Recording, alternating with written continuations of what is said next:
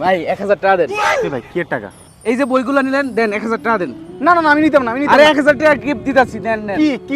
কি গিফট কি এর বই? এই যে এনে গিফট আছে 1000 টাকা সমূল্যের আর 5টা বেস্ট সেলিং ইসলামিক বই আছে। হাসা গেলাম নাকি, কি বই এগুলা? এই যে আত্তিবুন নববী চিকিৎসা পদ্ধতির বই।